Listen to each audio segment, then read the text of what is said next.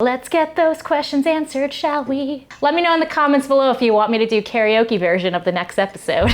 Hi everyone, it's Liv again, and welcome back to another episode of Waking Up with WeddingWire. Believe it or not, the holidays are right around the corner. And if you are planning to spend the holidays with your significant other and their family, or vice versa, this video is all about how to make it a success. I am joined virtually by Dr. Paulette Sherman, a psychologist and relationship expert and coach, to offer her tips on how to handle the stress and family drama as a couple during the holiday season. Because families are stressful. Dr. Sherman, is there like a rule book on how soon is too soon when it comes to spending the holidays as a couple? So it does differ depending on the couple, but often what I see is like the first year you're dating, even if you're madly in love, oftentimes what I see is like couples will do some really special things even for a week together, like around before the holidays, like ice skating and all kinds of fun holiday things and exchanging gifts, and then they'll go to their respective families. Great answer. Even if you're not spending the actual holidays together, doesn't mean you can't celebrate the season together or that your relationship is not serious. Let's say you decide to spend the holidays together, but you want to spend Thanksgiving at your family's house, but your significant other wants to spend Thanksgiving at their family's house. What do you do? Dr. Sherman, help.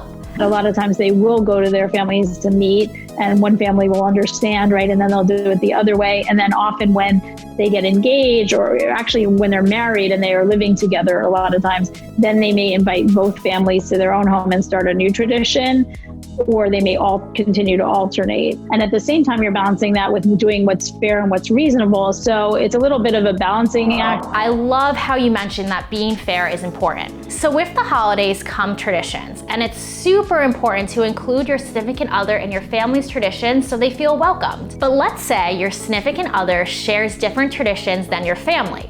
What are some ways to make sure your SO feels included in your family's holiday traditions? You can include them by sort of telling them stories about what was important to you. Maybe your grandmother made these special gingerbread cookies and you guys could take some time and make it alone. You would go caroling in the evening or something like that. So those are things that are really fun things that if you're alone and not with your family, that you can start to do together and maybe build into your future if you have children. It's just helpful to kind of know what the traditions are ahead of time so you're like emotionally and mentally prepared, and then you can kind of be relaxed and enjoy yourself more. It's always a good idea to make sure everyone is prepared and on the same page. We have been talking a lot about spending the holidays together, but I want to pivot my next question and ask, what are some ways that you can feel connected to your SO if you plan to spend the holidays separate? First of all, if you are from the same place, so before you go, what my husband and I used to do is we'd wake up early in the morning, let's say, if he was going to go see his family and I was going to see my family, and we'd have a very special time. We'd exchange our personal gifts before anyone else.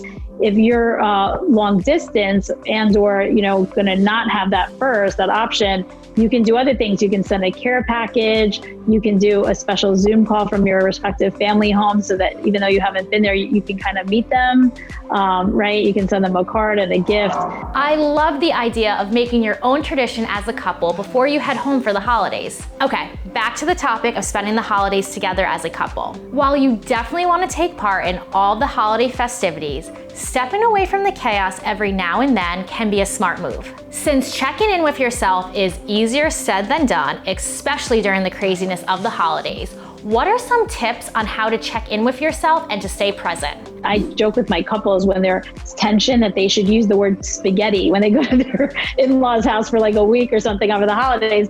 But obviously that sounds weird if they hear it. So whatever, it could be like a sign, that the secret sign that they have, that they need to, usually it's that they need to go away and take a walk and talk about whatever's going on and kind of debrief, things like that. And usually that would be okay and their family wouldn't be offended. And especially if your partner can kind of step up and support you with that. These check-ins with yourself are a must during the holiday season and really any time of the year to help you stay cool, calm, and collected. Since it seems like our emotions are always heightened during the holidays, it's bound to happen. Do I dare say it? A disagreement. So one of the things, the tools in general that I find are helpful with my clients are sort of cognitive behavioral. So I talk about it in a silly kind of way. I say we all have a gremlin. It's sort of that negative voice that comes in.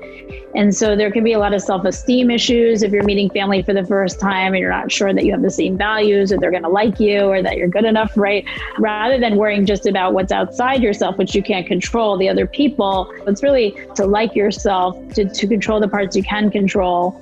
And to let go of the rest, because really it's just a weekend or a week of your life. You don't have to plan your whole life now. I love the idea of redirecting your emotions occasionally, which will make for a happy holiday season and a happy marriage ahead. Plus, it is super important to stay true to yourself and your opinion. But if the conversation gets a little too controversial, it might be best to change the subject or have your SO intervene before it gets too crazy. We have to talk about gifts. My biggest fear is having my SO tell me that their family is not expecting gifts and I show up empty-handed and they were expecting a gift and it's just bad news bears. So help me out. What the easiest thing to do would be to just tell your significant other, hey, can you just add my name to the cards? Because they know exactly who the people are and what to expect. And that's the easiest thing. And I think it really depends on the nature of your relationship and all that. But again, if you come back to trying to be kind and nice and maybe bringing a gift for the family, if you're going there anyway, I think you would do that regardless of the holidays. So when in doubt, bring in a small, inexpensive gift like an ornament or a box of chocolate, or my favorite, a bottle of wine. Thank you again to Dr. Paulette Sherman for adding her helpful advice throughout this video. Whether you plan to spend the holidays with your significant other or not, I hope you found this video helpful and gave you all the tools to have a fun, stress-free holiday season. Make sure to subscribe for more episodes of Waking Up with WeddingWire. And if you have a topic you want me to cover in upcoming episodes, let me know in the comments below. I'll see you next time. Bye.